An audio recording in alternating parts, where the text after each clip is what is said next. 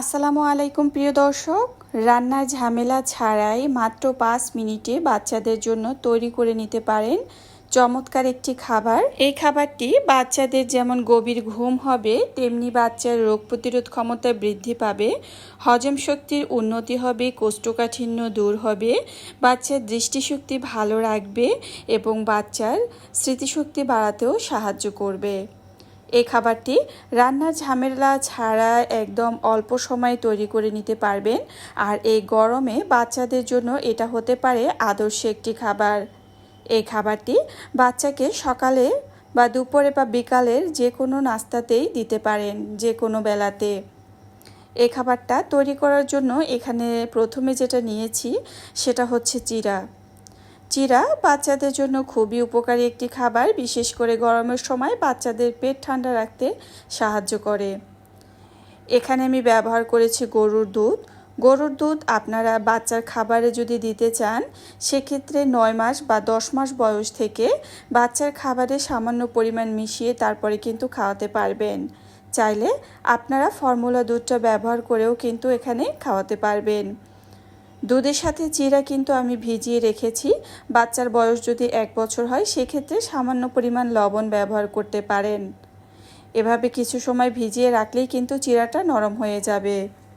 এখানে ব্যবহার করেছি আমি পাকা আম।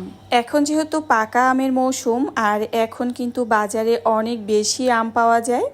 আপনি যদি বাচ্চাকে চান যে এই আম দিয়ে বাচ্চাকে খাবার খাওয়াবেন, তাহলে কিন্তু এভাবে খাইয়ে দিতে পারেন।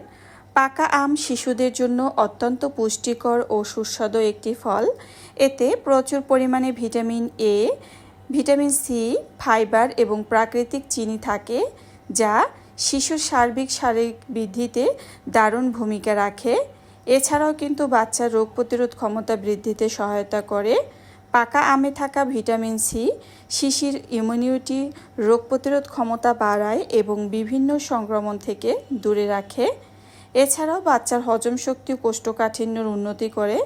পাকা আমে থাকা প্রাকৃতিক এনজাইম ও ফাইবার হজম প্রক্রিয়ায় সহায়তা করে এবং কোষ্ঠকাঠিন্য দূর করতে দারুণ কাজ করে।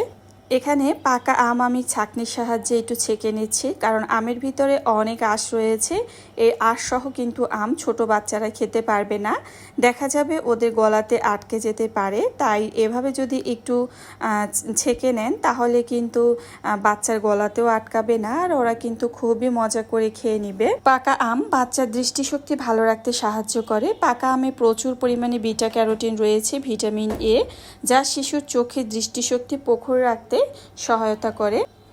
ত্বকের স্বাস্থ্য সুরক্ষা, ভিটামিন এ ও ই শিশুর ত্বক কোমল ও সুস্থ রাখতে সাহায্য করে। জলদি শক্তি যোগায়। আমের প্রাকৃতিক শর্করা শিশুদের শরীরে তাৎক্ষণিক শক্তি যোগায়, যা তাদের সারাদিনের ছোটাছুটি ও খেলার জন্য জরুরি। এছাড়াও কিন্তু মস্তিষ্কের উন্নতি করতে সাহায্য করে।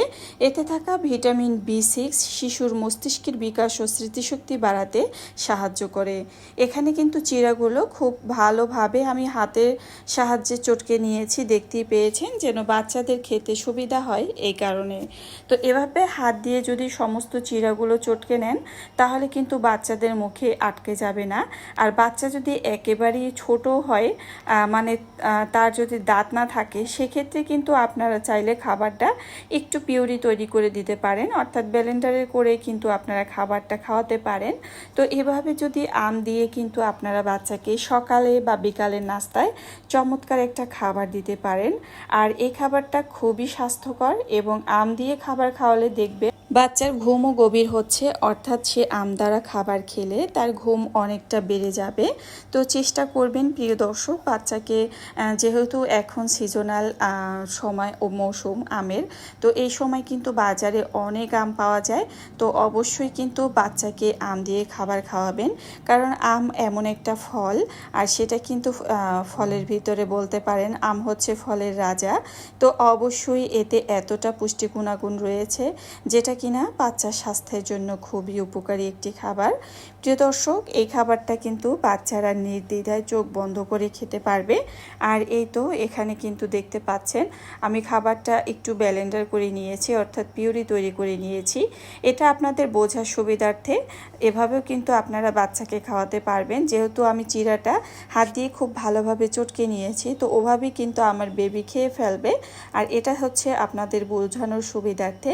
তো যেভাবে খাওয়ান না কেন, বাচ্চা যদি অল্প খায়, এটা কিন্তু বাচ্চা অধিক পরিমাণে পুষ্টি পেয়ে যাবে।